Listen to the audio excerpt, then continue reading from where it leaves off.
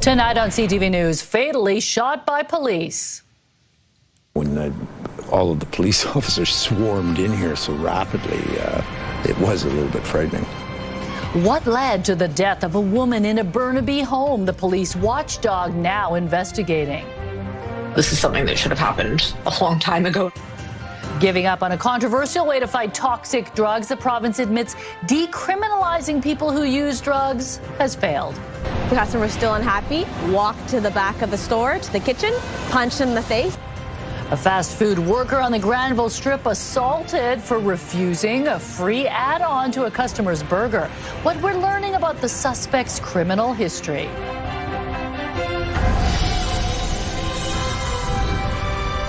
This is CTV News with me, Jung Lee. Good evening. Thanks for joining us. We begin tonight with an attack on a restaurant worker in downtown Vancouver. It appears a suspect exploded in violence, even though staff tried to calm him down. CTV's Shannon Patterson reports on how the suspect is no stranger to police and the shocking reason he allegedly punched the employee. A 23-year-old cook at this Fat Burger on the Granville Strip has serious facial injuries after being punched by a customer on Monday who was angry that staff wouldn't give him free bacon. Someone was unhappy with their order. The fast food worker was working, tried to de-escalate the situation, even offered to refund it. The customer was still unhappy, walked to the back of the store, to the kitchen, punched him in the face and fled. You know, what's concerning about this, Shannon, is that actually happening in a business. Like, that's a pretty bold move to go into the kitchen and beat somebody up because you couldn't get free bacon. Like, give me a break. A Fat Burger co-worker chased the suspect, who was apprehended by Vancouver police nearby. What do you know about his history? So we have been aware about him, and we've had interactions, and they have been increasing, and every interaction is very concerning. 24-year-old Jackson Andre Carter has been charged with 1 count of assault causing bodily harm and has been released from custody.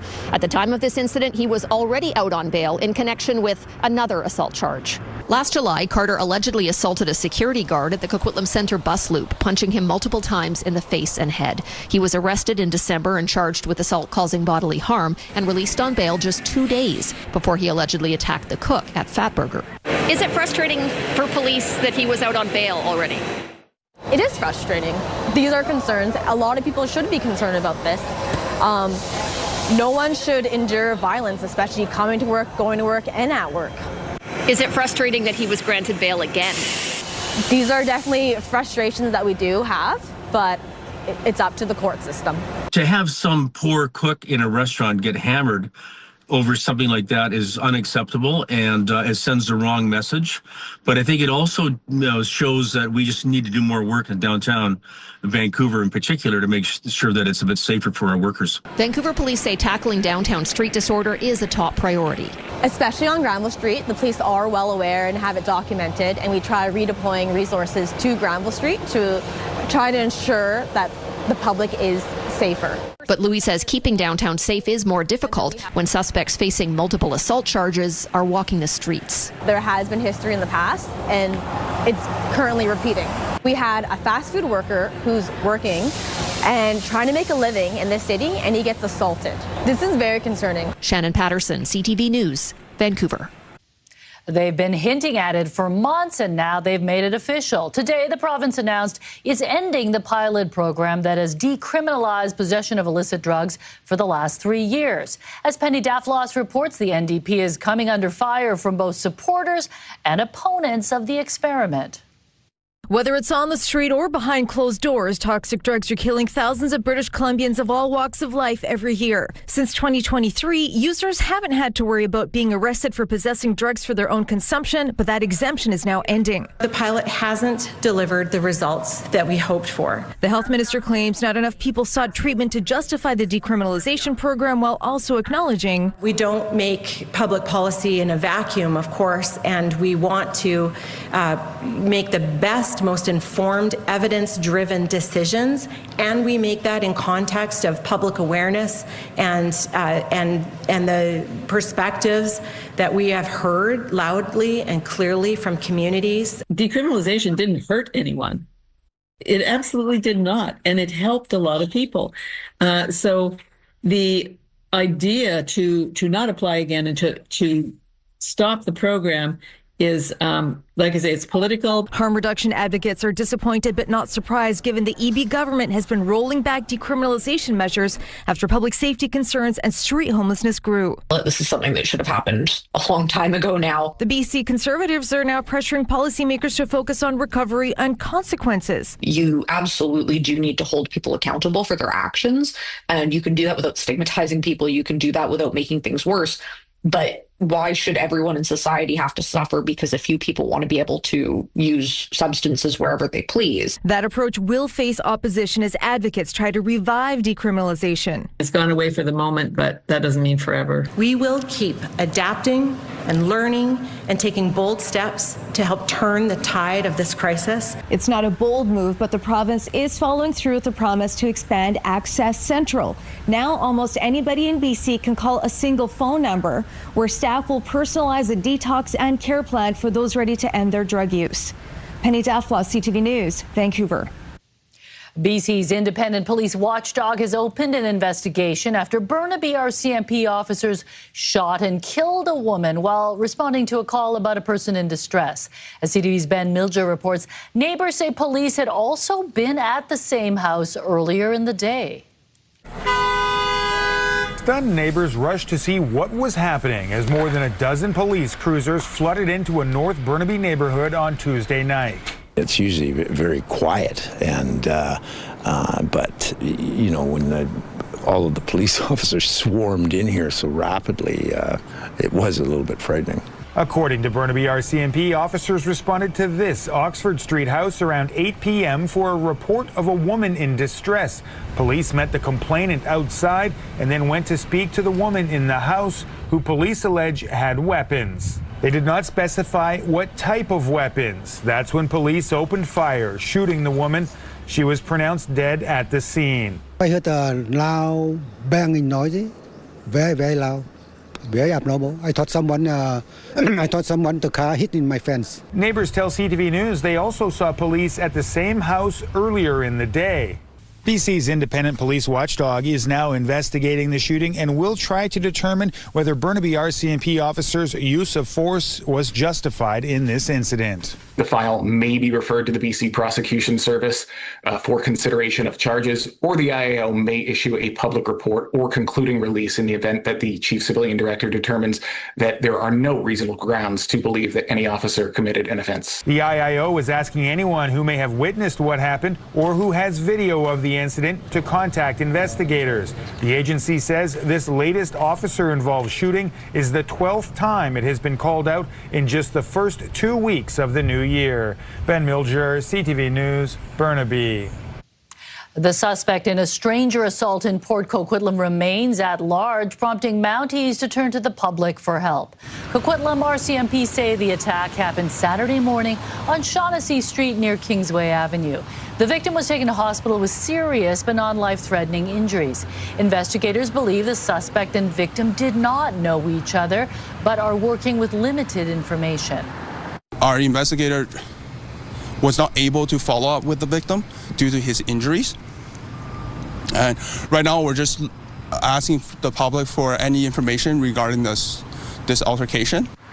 Mounties are asking anyone with video, dash cam or cell phone video from the area between 11 and noon to contact police.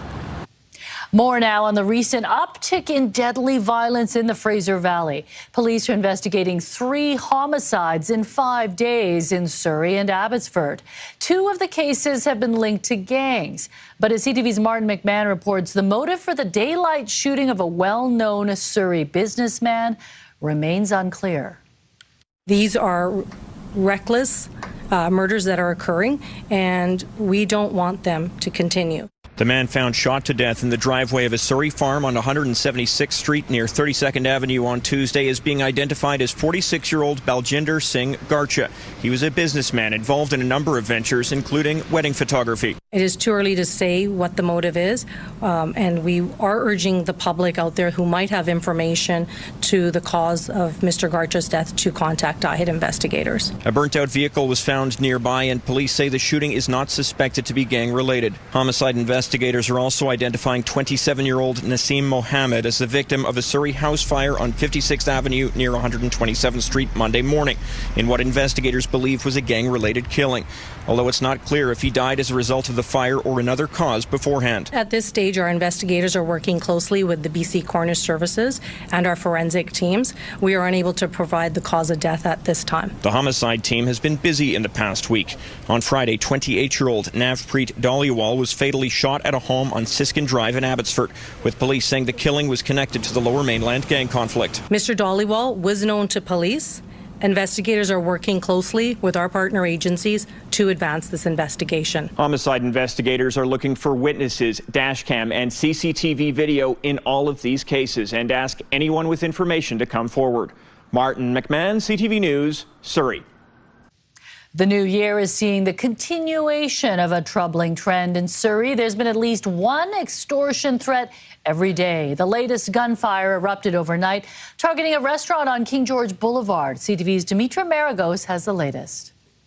Shots rang out here on the 8,000 block of King George Boulevard just after 2 a.m. this morning. Why residents say, unfortunately, they've become used to this type of violence, but something needs to change. Shots fired into Beaujean Suites and Restaurant, leaving 2 bullet holes near the entrance of the business. Surrey police arriving at the scene early Wednesday morning to investigate. They confirm the shooting is extortion related, and the restaurant has received previous threats. While no one was hurt, Kuljinder Gill, a longtime Surrey resident, says he's frustrated. It's happening consistently.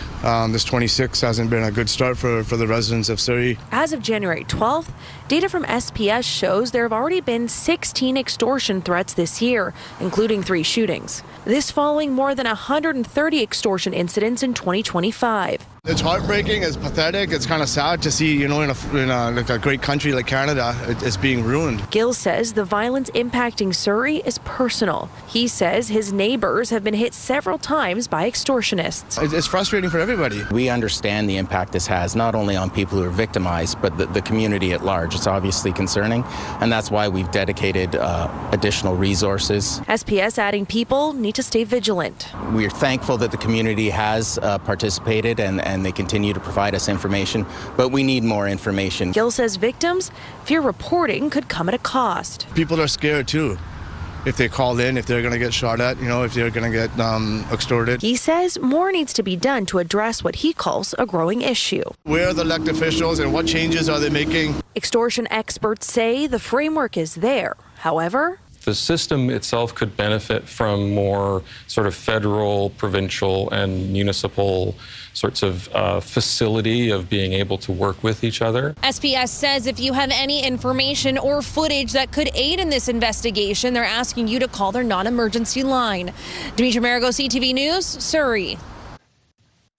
Let's take a look at our live eye of Robson Street. The thick fog has just rolled in, and it's 6:12. We didn't see often the fog is in the morning. Yeah. This time we've reversed things. Exactly, and it's going to stick around as we head through the evening hours into tomorrow. There is a fog advisory in place for the South Coast. That includes inland sections of Vancouver Island as well as the east coast of Vancouver Island, including Victoria, as well as the Sunshine Coast and Metro Vancouver. That is tonight, right through until tomorrow morning. And the good news is once the fog dissipates, it clears up quite nicely. We'll enjoy a mix of sun and cloud through the afternoon hours with a high of 8.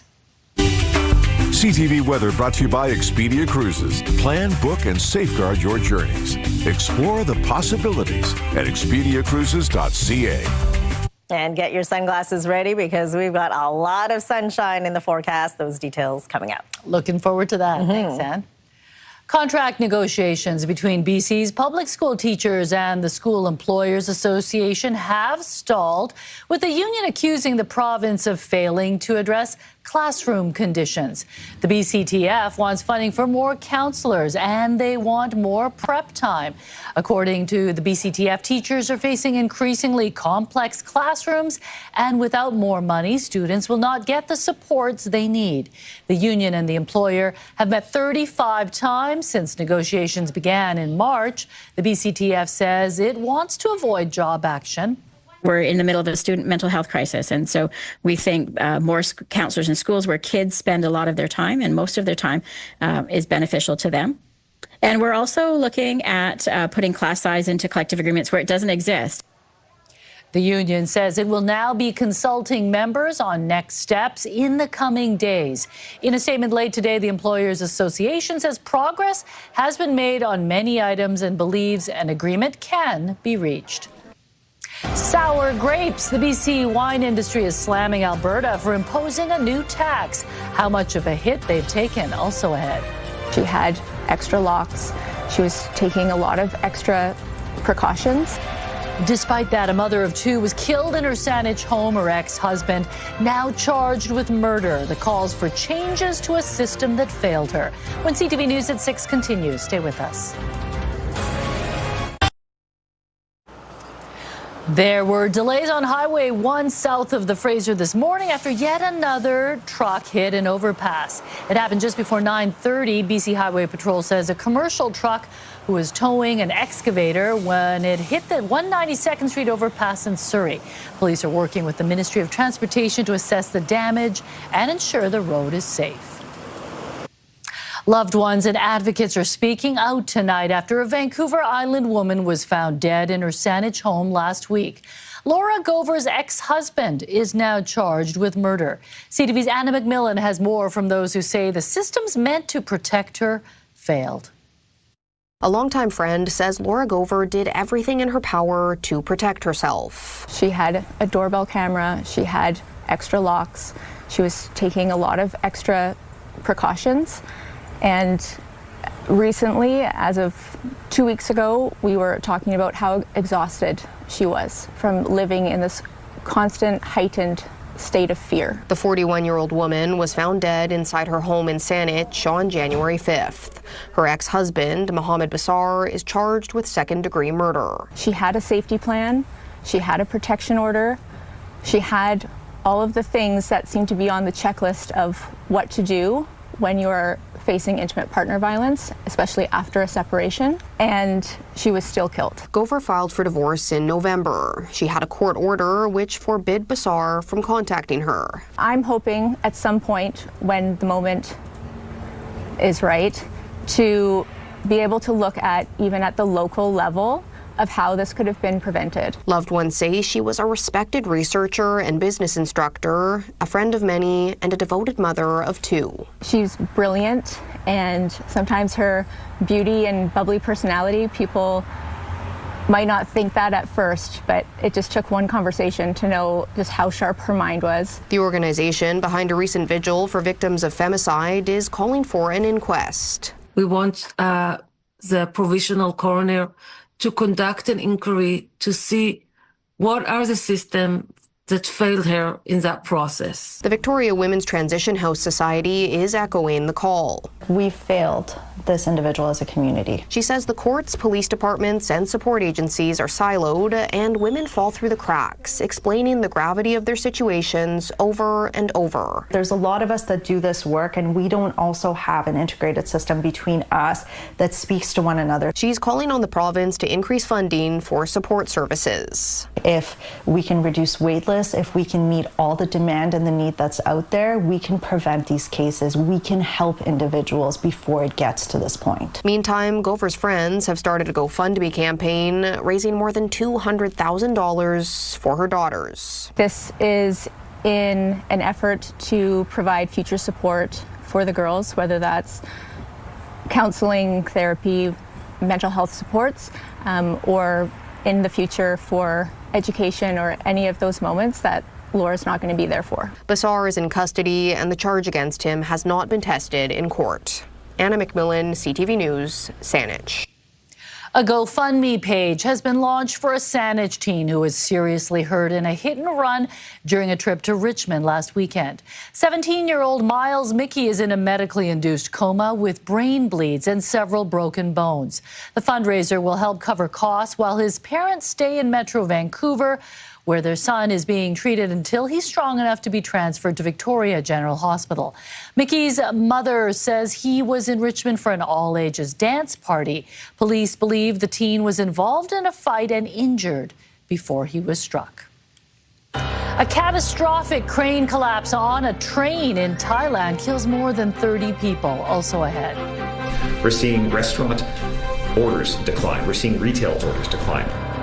The push against a new Alberta tax on wine at a time when interprovincial trade barriers are supposed to come down. What happened to Buy Canadian? That's ahead.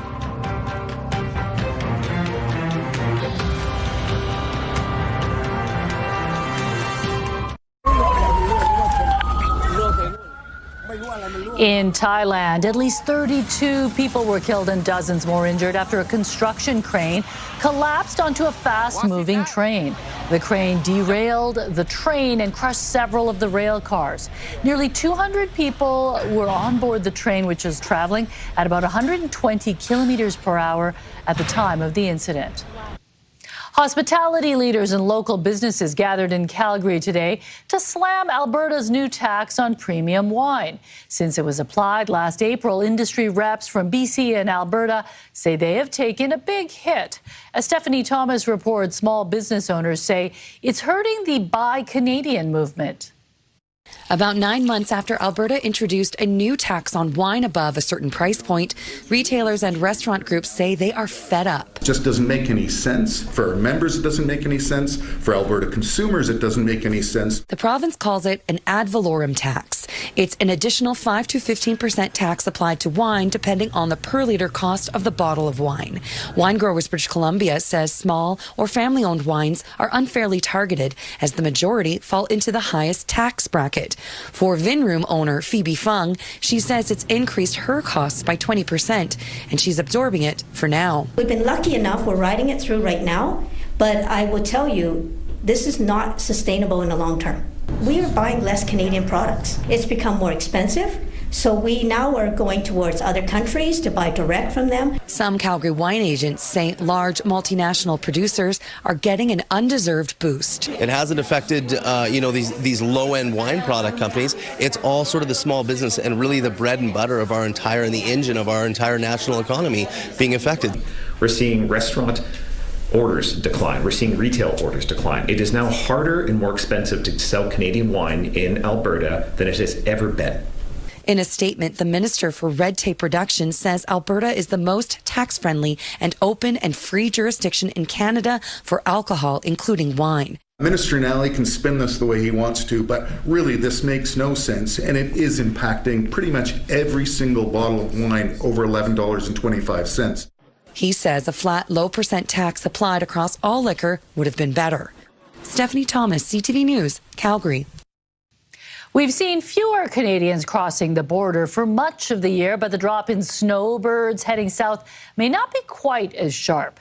A recent survey of Canadians looking to escape the cold, mostly retirees, shows about 15% are choosing not to travel to the U.S. this winter. Some are opting for different destinations like Mexico or Spain, but most respondents say they still plan to spend their winter in the U.S. Bottom line is, if you own a house, you are not going to go to Mexico with a house sitting in Florida or Palm Springs or something like that. For snowbirds who are staying home or heading somewhere else, some say it's because of the political climate, recent threats to Canadian sovereignty, and uncertainty over new border requirements. Many also point to the weak Canadian dollar as a big reason to skip the trip south. It's one of the most notorious hairstyles around, a unique contest with mullets taking center stage. Also ahead.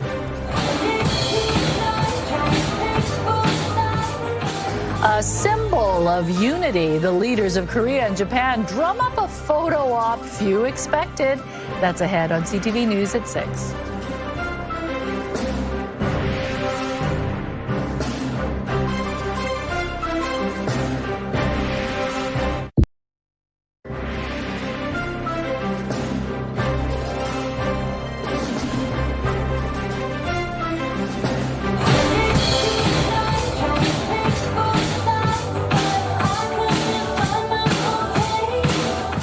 The leaders of Japan and South Korea shared a golden moment during an impromptu drum session. The pair closed out a high-stakes summit in matching blue jumpsuits, rocking out to a hit song from the movie K-pop Demon Hunters. Japan's Sanae Takeichi, a former heavy metal drummer, praised South Korea's Lee Jae-myung for learning the beat so quickly. A farm show south of the border held a unique contest to compare hair. And while it was business in the front, it was all party in the back. Hundreds turned out Monday at the Pennsylvania Farm Show as kids, teens, and adults showed off mighty mullets, all taking their shot at the championship crown. In addition to winners in age categories, there is a Flow of Freedom award that goes to the most patriotic participant. The winner of each category was handed an award for Best in Grow. And there's a lot of things I like about the 80s. The mullet, not one of them. Nope. I'm hoping they all get haircuts after they bring their trophies home. Yeah, I feel bad for those kids whose moms forced them to grow a mullet to go in the contest. They can't fight for themselves. That's true. Yeah. Not fair. Well, I hope they won anyways. All right, let's take a look at our forecast. This is how we fared today. 9.8 was the high, 3 degrees above the seasonal average. It was a mild overnight low at 8.2. And so far, as we head into the second half of the month of January, 85.5 millimeters of rain, the seasonal average at 162.1 millimeters. So the gray and wet weather moving along towards the east. We do have a ridge of high pressure building offshore, and that is trapping marine and humid air right below it, which means it is causing some dense fog right now for inland sections of Vancouver Island, Sunshine Coast, East Vancouver Island, as well as Metro Vancouver. So dense fog expected tonight into tomorrow. Do drive with caution if you're headed out onto the road. So that's how we'll start off the early morning commute. We will see some foggy conditions, but through the afternoon, clears up quite nicely. We'll enjoy a mostly sunny skies through the afternoon hours. Lots of sunshine as well for the northern half of the province. Your provincial forecast at the bottom of your screen. Early morning showers for Port Hardy, clearing up quite nicely with a high of 7, a mix of sun and cloud, and 9 degrees for Campbell River and Comox. You'll see partly cloudy skies from Tofino right down to Victoria with temperatures between 9 and 11, a mix of sun and cloud for the Sunshine Coast, 9 degrees as well. Blue skies, sunshine up the Sea to Sky Highway, 9 for Squamish, 5 for Whistler, and for us across the Aurora mainland. We will start off foggy for your early morning commute. Clearing up through the afternoon, we'll see temperatures between 8 degrees near the water, 10 degrees further inland. Get outside and enjoy it, and look at that as we head into the weekend. Blue skies and sunshine for Friday, Saturday, and Sunday and Monday with temperatures between 9 and 11 degrees. Heading into Tuesday, we start off sunny. Clouds over through the afternoon, and Wednesday right now is looking cloudy with a high of 7. CTV weather brought to you by Expedia Cruises for air, land, and sea vacations. So looking above seasonal temperatures for the next 7 days, and lots of sunshine in store as well. Yeah, because we've had some pretty soggy weekends this month, so it's nice to have some sunshine. Yes, I think it's going to be very busy along the seawall this weekend. Yeah, we just need to get through the fog tomorrow morning. Exactly. All right, thanks, Anne. A spotlight on furry friends looking for their forever home. Our weekly segment, Homeward Bound, is coming up. Also ahead. That's exceptionally disappointing for me and very worrisome. A federal public servant is speaking out after her chronically ill daughter was denied coverage. What the insurance company is saying. Ahead on CTV News at 6. Time now for tonight's Skywatch. A drone shot of Johnson Hill on the north side of the Portman Bridge on a cloudy day. CTV Skywatch is brought to you by Kermac Collision and Autoglass, the name you'll remember when it matters. Kermac cares for kids.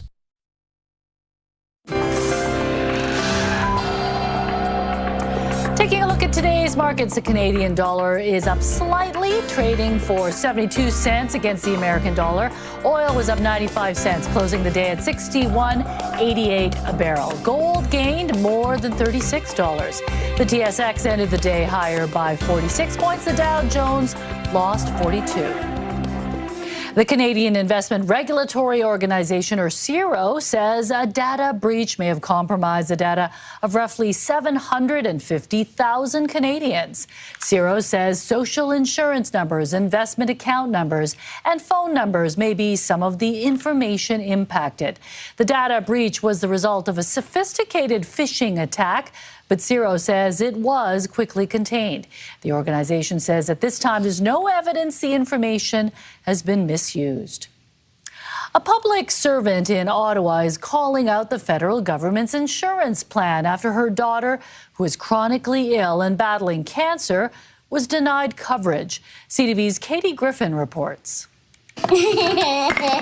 8-year-old Lily Jewett is full of joy. She is a happy kid. She loves Taylor Swift. She loves playing with her friends. She does Special Olympics. She's also always hungry. You want more popcorn? All day with Lily, she tells me that she's hungry and she wants food. It's constant. It never ends. Lily was diagnosed with a brain tumor when she was 4 months old. She's been through a number of surgeries with many complications, including a stroke, seizures, and vision loss. The most recent ended up significantly damaging the part of her brain that controls her hormones, her appetite, her metabolism, her sleep. It means that for her age and height, Lily is considered obese. She definitely has the capacity to learn to walk, but the weight is a huge hindrance on that. So a doctor prescribed weight loss drug Wegovy, but Mom Julie's health insurance plan with the federal government won't cover the cost because the drug isn't approved for use in kids under 12. That's exceptionally disappointing for me and very worrisome about insurance being able to dictate treatment for kids.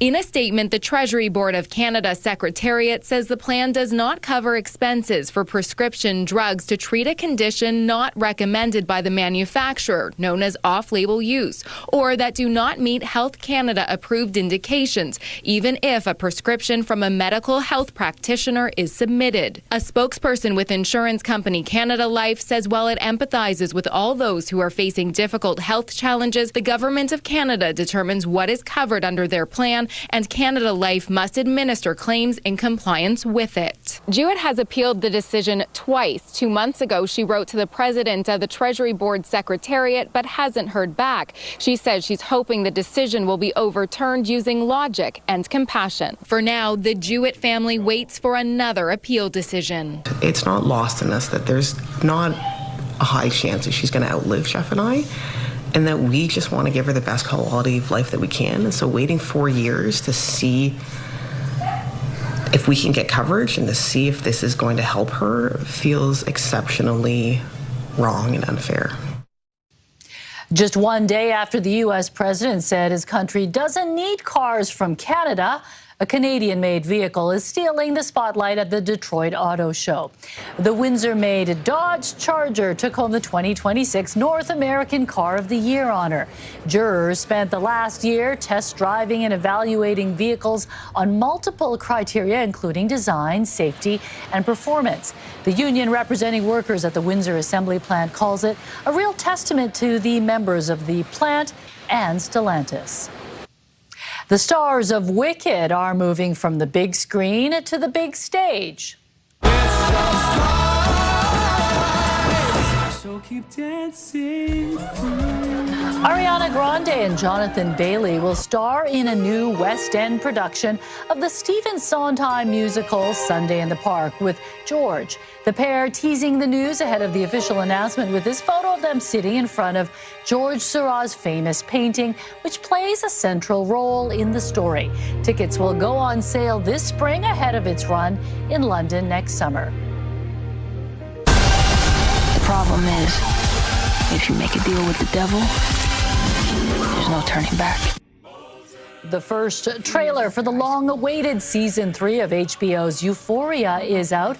It will see the return of stars Zendaya, Sydney Sweeney, and Jacob Elordi, now out of high school, but by the looks of it, still getting into trouble. Season 3 starts streaming April the 12th. Hello. Still to come tonight, how low can they go? Here's a chance for the same spot. Spence scores! The Canucks drop another one on the road last night with no end in sight to one of the team's worst ever losing streaks. Who's on the trading block now? The Ringside Report is next. Plus, creative kindness. Adam finds out how a Victoria woman's ordinary day turned extraordinary after meeting a lost dog. Next on the Sawatsky Sign-Off. Right now, here's Carrie with a preview of your morning, Vancouver. Is it a sign of things to come in Vancouver's most troubled neighborhood. Thursday on Your Morning Vancouver, with London drugs leaving the downtown east side, why the city can't seem to make the community safer. Also, the impact of Mattel's new Barbie. We'll hear from a local mom and advocate about how representation in the toy aisle matters. We'll see you in the morning.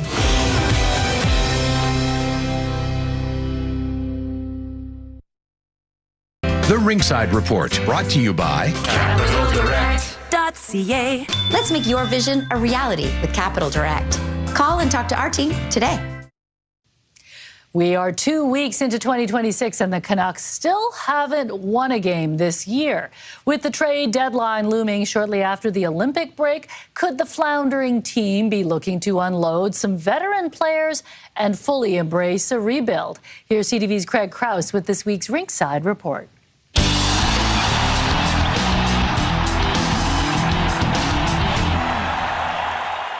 Artem Zoom scores. Game after game after game. The Canucks are winless in their last 8, sitting last in the NHL. What do you do to stay positive, Adam? Well, it is what it is. Injuries and a young roster. Some of the excuses being made. This sucks. I hate losing. I don't know. I don't know. Messages, try do whatever to get the next win. Just a few seasons ago, Elias Pettersson was one of the leaders on a Canucks team making a deep playoff run. Now, even his future with the team is in question. Look, once Quinn Hughes moved, I think all bets are off. And when you're 32nd in the standings, you can't have any untouchables on your lineup. This comes as Canucks management have changed their tune on how they're approaching the roster.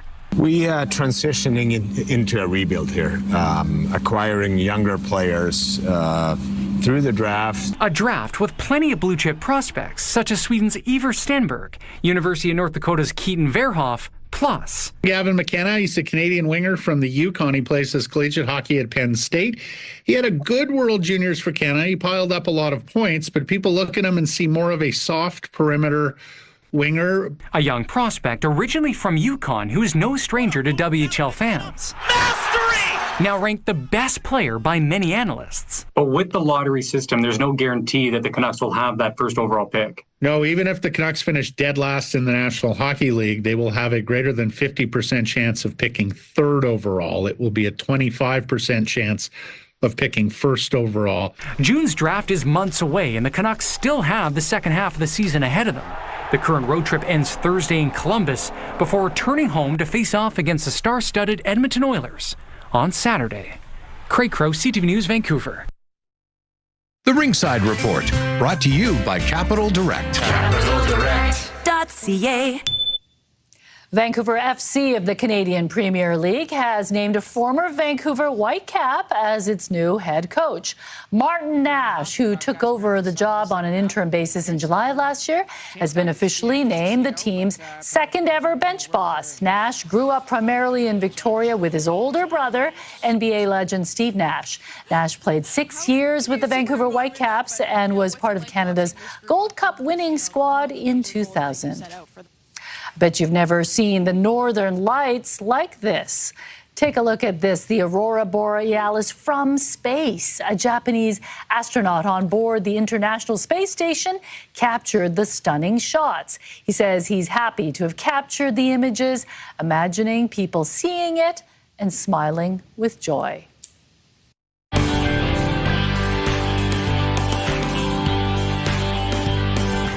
That looked more like the sun than Earth. That's amazing. Spectacular. Okay, it's time for Homeward Bound, our weekly segment where we introduce you to furry friends from local rescues who are looking for their forever home.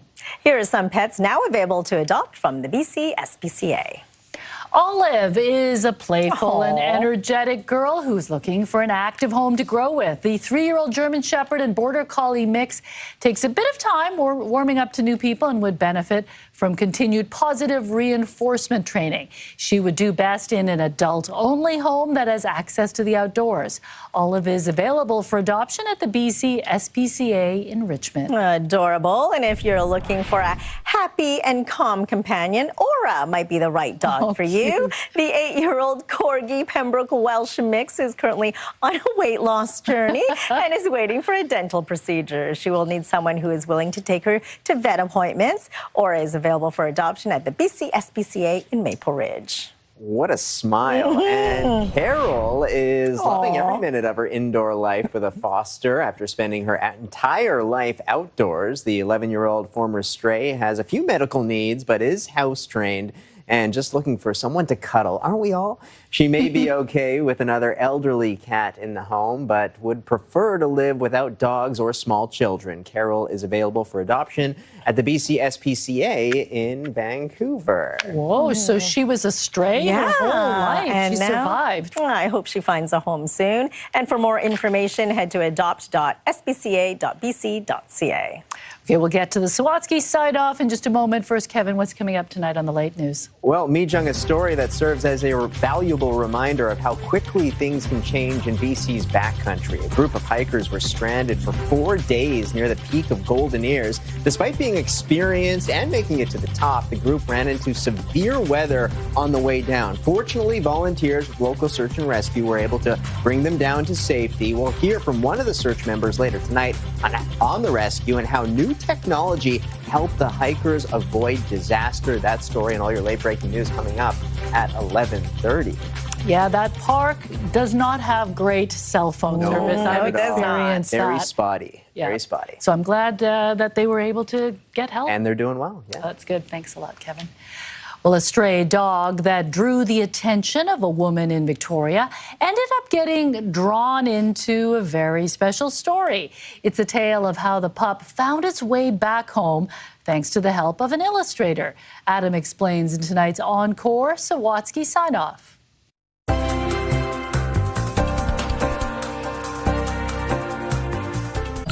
No matter where she's going, Lane Smith is armed for art. My teacher instilled very early on that I need to be drawing everywhere I go. While she regularly fills sketchbooks full of people she stumbles upon, this is about the day Lane drew something different. I'd open the gate, I leave it open because I'm carrying a big bin. And because Lane is studying to be a storyboard artist for film and TV productions, she agrees to illustrate the action, beginning with that bin. And boom, there was a dog.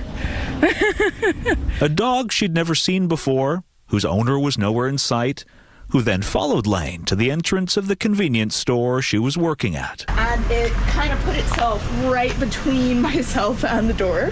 Until a regular customer stopped by to help. Then we checked the tag, which there was nothing. So the regular watched the pup while Lane opened the store, before another customer took the pup for a walk while Lane called animal control. The guy was amazing. He was really nice. Petted the dog and loved on it before picking it up. But then, after returning to work, Lane started feeling for the lost dog's owner. What are they going to do when their dog is gone, when they wake up this morning? Like, how is the owner going to find their animal? So she scrambled to produce a poster, but seeing as she'd forgotten to take a photo of the pup, turned to her pens. I did draw a picture, yeah. Lane drew a picture of the lost dog, wrote details on where to find it, and posted the original art on the bulletin board outside the store before sharing it on social media. It was pretty positive, which was nice. People called it the best poster ever, and an animal rescue organization praised it as enchanting and brilliant, before revealing that the dog and their owner had been reunited. It's always good to see what we as a community can do to be kind to one another. But even better, Lane says, when a real-life story ends like a feel-good movie. Just the best thing I could possibly wish for. Good happy ending. Adam Sawatsky, CTV News, Victoria. The Sawatsky sign-off, brought to you by CapitalDirect.ca. Let's make your vision a reality with Capital Direct. Call and talk to our team today. She's a very talented artist, isn't she? I hope she gave the owner all those drawings and made it into a book for her. It could be like a little cartoon or exactly. something. Have you guys ever lost your dogs? For a short bit, Ramsey ran up to a neighbor having a barbecue. Do you blame him? No, I'm glad he took us there. I lose my dog's tag quite a bit. Right. I don't know how, but I don't put it on the collar properly, apparently. If anyone has any tips, let me know. But you haven't had your dog run away, so that's not run away, not yet. Make sure he's chipped too. Yes. Yeah, all right. Kevin or the dog? Both, because you never know. All right, let's take a look at our scenic snapshot for tonight. Having a hoot in South Surrey. Look at that owl. Thanks, Jillian, for sending this awesome photo in, and we want to see your scenic snapshot as well. So email us at scenicsnapshot@ctv.ca. Ooh, that's a great shot. Not easy to catch these elusive owls, right? But I guess it lives near her house. Great job. Okay, Kevin's back tonight at 11:30. Thanks for sharing part of your evening with us.